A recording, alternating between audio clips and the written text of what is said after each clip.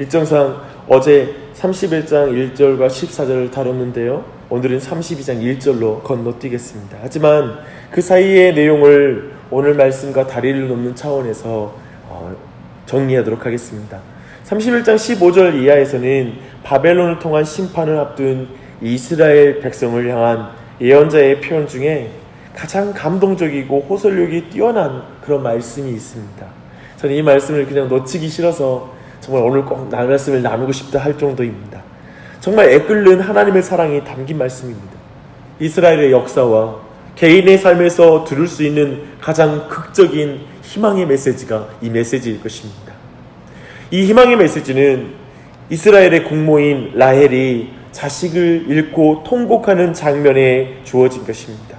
자식을 잃고 나서 철저히 산산조각 나버린 가정을 보며 드디어 어리석음을 뉘우치기 시작하는 이미지를 결합함으로 이제 하나님은 그 가족을 사랑하는 아버지의 애끓린 마음을 가지고 이제 곧 포로로 들어갈 이스라엘 백성들에게 하나님의 마음을 보여줍니다. 31장 20절로 22절 말씀을 함께 읽겠습니다. 에브라임은 나의 사랑하는 아들 기뻐하는 자식이 아니냐. 내가 그를 책망하여 말할 때마다 깊이 생각하노라.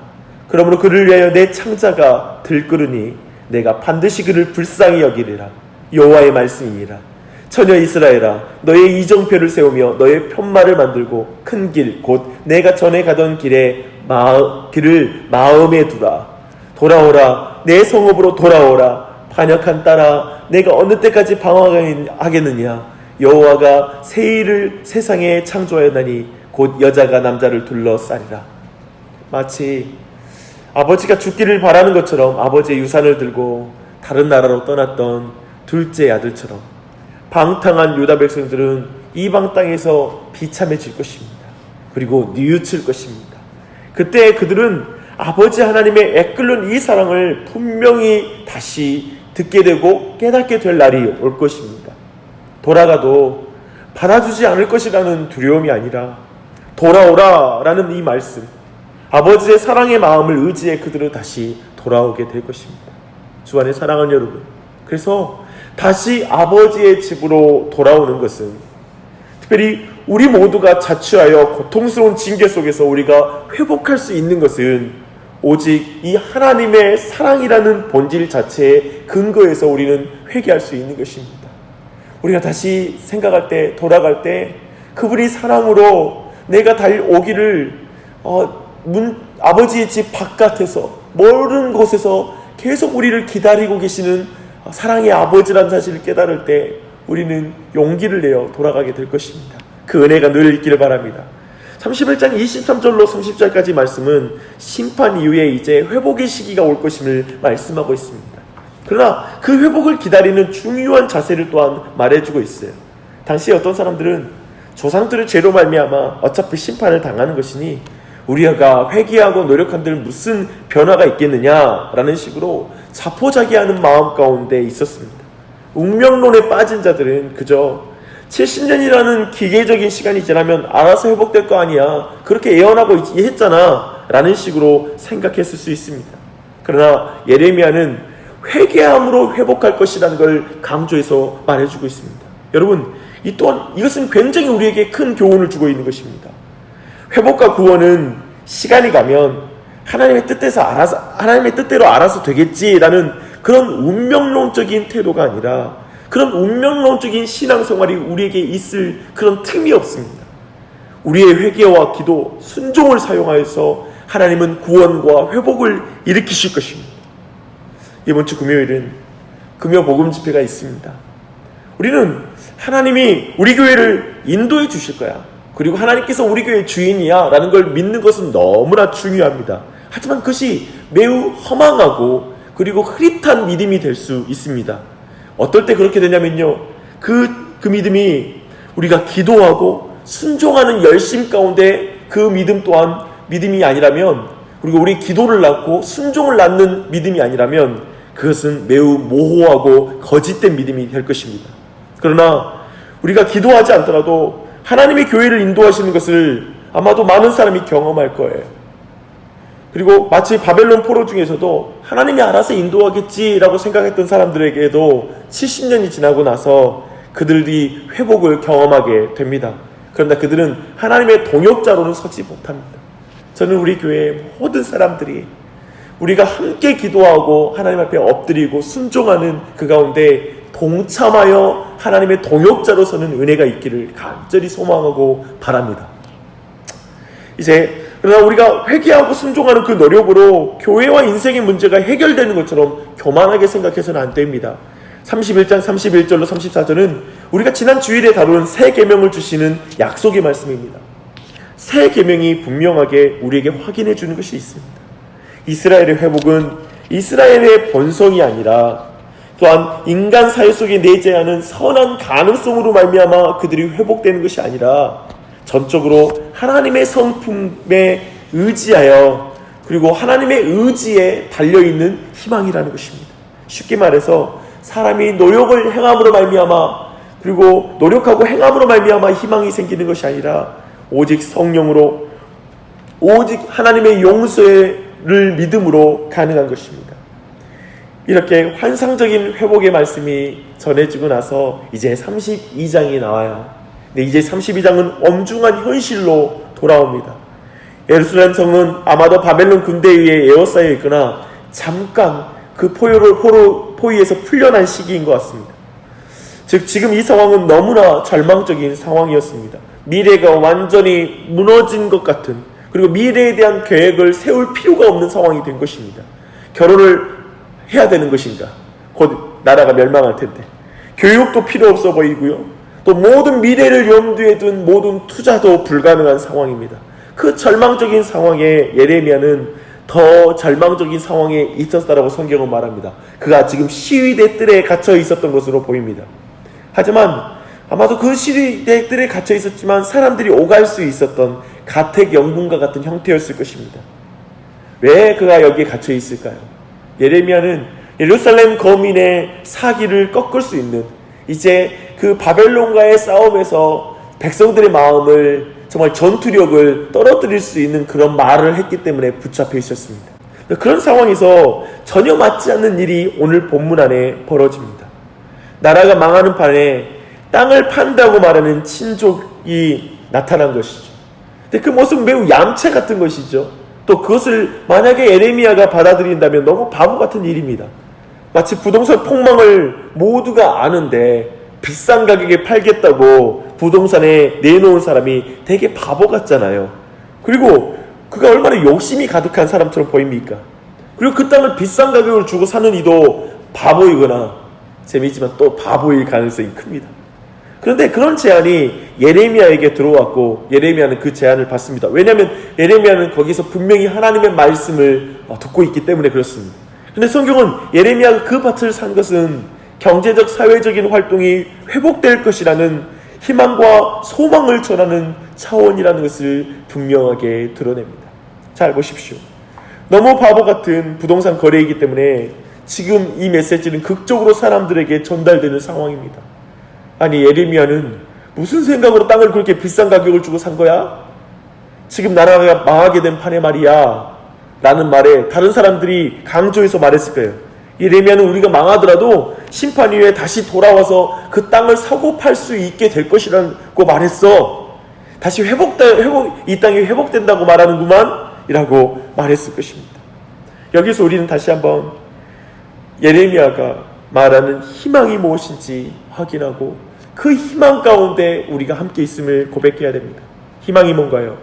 우리는 끊임없이 자신의 커리어와 집안 환경 그리고 조건 속에서 희망을 찾습니다. 그리고 어찌됐든 내 삶에서 어떤 가능성을 발견하기 위해 몸부림칩니다. 그런데요, 만약에 국가가 부도가 난다면 어떻게 될까요? 전쟁으로 모든 것이 깨어진다면 우리가 열심히 노력하고 그리고 좋은 대학교를 나온 게 무슨 소용이 있을까요? 너무 거대 전망인가요? 우리 집에 고치기 힘든 질병이 찾아오면, 어느 날 실직하는 사람이 생긴다면, 경제적인 큰 위기가 닥친다면, 그래서 하루 앞도 볼 수 없고 미래를 계획할 수 없는 상황이 내 삶에 펼쳐진다면 우리는 그 모든 상황을 상상할 수 없습니다. 그런데요, 지금 유다 백성들은 미래를 준비할 필요가 없는 실제적인 역사 상황 가운데 있습니다. 절망적인 현실 속에 있었습니다. 그들에게, 그런 엄중한 현실 속에 있는 사람들에게 희망의 메시지가 주어지고 있습니다. 근데 그 희망의 메시지는 결코 현실 속에서 희망의 근거를 찾아서 하는 희망이 아닙니다. 희망은 하나님의 계획에 있습니다. 희망은 하나님의 초월적인 능력에 있습니다. 이스라엘이 행복하고 평화로우며 안전보장을 어디에서 확보할 수 있습니까? 하나님의 계획입니다. 하나님이 가지신 역사 경영과 미래 계획을 분명히 아는 자는 그 기준을 가지고 지금 암담한 현실 속에서도 상상할 수 없는 재정을 사용하고 시간을 사용하고 은사를 사용하는 것입니다. 지금 현실에 어울리지도 않는 미래에 대한, 그리고 희망 있는 삶을 살아가는 것입니다. 완전히 모든 투자의 방향이 달라집니다. 에레미야서는 바로 그걸 강조하는 것입니다. 하나님의 계획을 믿는 믿음과 구체적인 경제생활의 변화를 가시적으로 드러내며 지금 이것을 가르치고 있는 것입니다. 좋은 비유는 아니지만 과거의 한국은 국가정책을 미리 알고 있는 사람들이 아무도 거들떠보지 않는 땅을 미리 값을 치르고 사서 나중에 막대한 부를 창출하여 이제 정말 벼락부자가 되었던 시대가 있었습니다. 정보가 곧 돈이 되었던 것입니다. 아마도 그 당시에 아무도 거들떠보지 않는 땅을 사는 것을 볼 때 사람들은 저 사람 미쳤다, 바보다라고 생각했을 것입니다.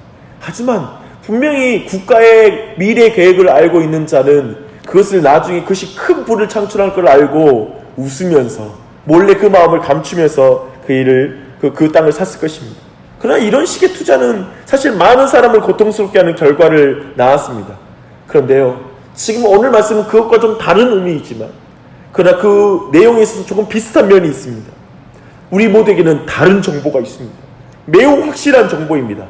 예수 그리스도께서 곧 오십니다. 그날의 모든 기준이 역전될 것입니다. 하나님은 곧 이 땅에 내려오십니다. 그 예수 그리스도를 통하여 이 땅에 심판주로 이 땅에 오십니다. 그 확실한 계획으로 지금 우리의 삶을 재조정하는 은혜가 있기를 바랍니다. 지금은 아무도 다른 사람들이 거들떠보지 않는 그것에 삶을 투자하십시오. 어려운 이웃을 도우십시오. 우리 교회는 냉장고를 채워줘서 사용을 하는데요, 쇼핑할 때 하나더를 사는 모습은 1+1이기 때문에 우리가 사는 것이 아니라 나 또한 그리고 내 이웃에게도 나눌 거야 라는 그 습관을 보고 사람들은 바보같이 생각하겠죠. 아니요, 우리는 하나님의 계획을 알고 있기 때문에 그렇게 하는 것입니다. 또한 여러분의 시간을 공동체를 위해서 쓰는 것을 아까워하지 마십시오. 여러분의 개인 시간을 쓰는 것을 정말 빼앗는 시간으로만 생각하지 마십시오. 여러분이 그 시간을 통하여, 또한 그 시간을 여러분이 시간을 기꺼이 투자하는 것은 바로, 그리고 그 가운데 여러분의 삶을 나누는 것은 바로 여러분이 하나님의 계획을 알기 때문에 그렇습니다. 이웃을 위해 당신의 은사를 사용하십시오. 오늘 이 기도 시간도 여러분 자신만을 위해서 쓰는 게 아니라 하나님의 계획을 아는 자처럼 기도하십시오. 하나님의 계획을 아는 자처럼 오늘 사람들을 만나십시오. 사람들은 혹 여러분들을 바보라고 말할 수 있습니다.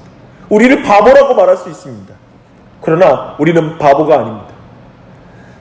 짐 엘리엇이라는 유명한 순교하신 선교사님 말한 것처럼 영원한 것을 위하여 영원하지 않는 것을 포기하는 것은 결코 바보가 아니다 라고 말했습니다. 여러분, 이 사실을 기억하며 하나님의 계획을 아는 자로서 실질적이고 가시적인 여러분의 인생의 삶의 변화가 있고 그 일을 위해 주의 성령님으로 충만한 은혜가 있길 바라고 성령님의 도우심 가운데 그 일을 감당하는 은혜가 있길 바랍니다. 기도하겠습니다. 하나님 아버지, 이 아침에도 말씀 가운데 은혜 주시니 감사합니다. 하나님, 우리는 한 치 앞도 우리가 그릴 수 없는, 그리고 미래에 대해서 전혀 계획할 수 없는 인생으로 나아갈 때가 있습니다. 지금이 그러한 사람이 있을 수 있고 그리고 앞으로 그러한 일이 닥칠 수 있을 것입니다. 그러나 그 상황 속에 하나님은 우리에게 희망의 말씀을 주십니다. 소망의 말씀을 주십니다. 그 희망 속에 가능성을 보라는 그런 메시지도 아니고 거기서 긍정적으로 생각을 하라는 그런 명령이 아니라 하나님으로부터 희망을 찾으라, 하나님의 계획으로부터 희망을 찾고 주님께서 함께 하신 것에 희망을 찾으라고 말씀하고 있는 줄 믿습니다. 주님, 이 모든 상황, 지금 우리가 닥친 이 모든 상황에서도 하나님은 함께 하시는 줄 믿습니다. 각 가정 가운데 함께하고 계시고 교회 가운데 또 함께하시는 줄 믿습니다. 이 민족 가운데도 함께하시는 줄 믿습니다. 주님, 그 하나님과 동행하게 하여 주시옵소서. 그 하나님과 함께하게 하여 주시옵소서. 오직 그 하나님과 함께 주님, 하나님의 계획을 아는 자로서 오늘 하루에 시간을 쓰기를 원합니다. 하나님의 계획을 아는 자로서 오늘 내 물질을 쓰게 해주시옵소서. 그리고 우리 은사를 사용하게 하여 주시옵소서. 하나님의 계획을 아는 자로서 사람들에게 친절하게 대하게 해주시고 사람들을 소중히 여기는 한 날이 되게 도와주시옵소서. 모든 가정마다 그리고 온 교회마다 그 은혜가 있길 기도합니다. 특별히 이번 주 금요일에는 금요 복음 집회가 있습니다. 온 교회가 함께 기도하는 자리가 되게 해주시고 하나님 앞에 엎드리는 한 날 되게 해주시옵소서. 모든 것에 감사드리며 오늘 한도 주의 성령께서 우리 마음 가운데 내주하사 우리와 동행하실 줄 믿습니다. 예수님의 이름 받들어 기도합니다. 아멘.